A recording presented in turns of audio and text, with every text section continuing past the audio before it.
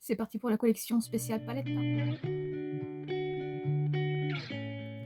Donc comme vous l'aurez vu dans le titre, on se retrouve pour les palettes pour le teint. Alors là, je vais inclure également les palettes où il y a que des blushs, que des highlighters, que des bronzers. Sachant que moi, je compte les highlighters, palettes d'highlighters pour un highlighter avec les highlighters et pas avec une palette teint. Voilà. Mais bref, on s'en fiche. On commence tout de suite. Alors, tout d'abord, j'ai la palette NYX. C'est le Buttermelt Face Palette en teinte. Est-ce qu'il y a une teinte BFP BB01. Je ne sais pas si c'est ça. Donc, c'est celle-ci. Et donc, il y a un bronzer et des blushs. Ça sent très très bon. Donc, voilà. Ensuite, j'ai la palette de la marque Jovo. C'est la Face Palette, comme ceci, que Estelle m'a offert. Hop, comme ceci. Donc pareil avec un blush, un bronzer et un highlighter.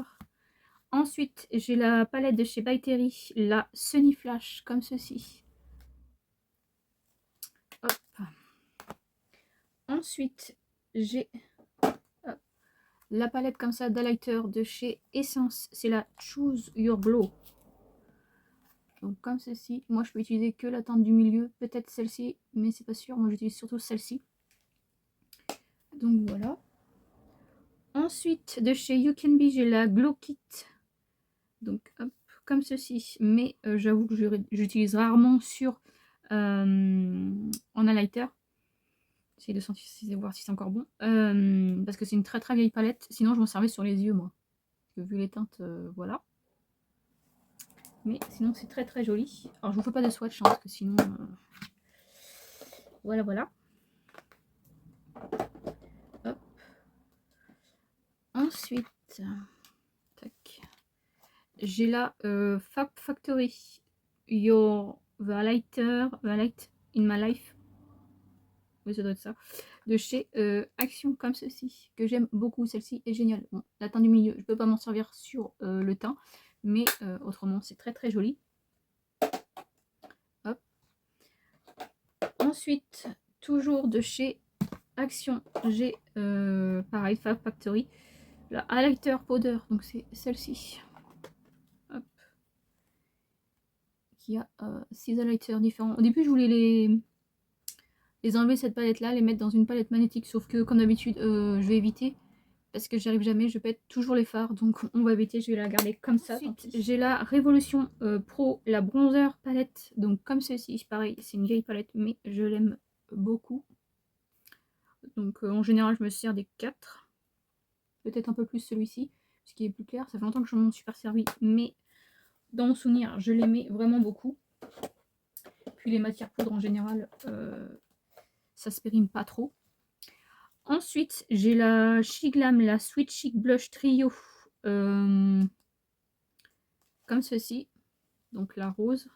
Je sais pas pourquoi j'avais laissé le carton de celle-ci. En général, je les enlève. Sauf collection spécifique. Donc c'est la Enamored. Et c'est comme ceci. Donc très jolie palette aussi. J'avoue que celle-ci, je sais plus si... on verra. Pour l'instant, je vais pas la déclutter. Donc je vais peut-être garder le packaging, on sait jamais. Mais en tout cas, les teintes sont très jolies. Ensuite, j'ai la Private Cabana. C'est celle-ci que j'avais acheté en premier, que j'ai adoré. C'est pour ça que j'ai acheté l'autre. Donc c'est plus des teintes, comme vous voyez, orangées. Donc très jolies aussi.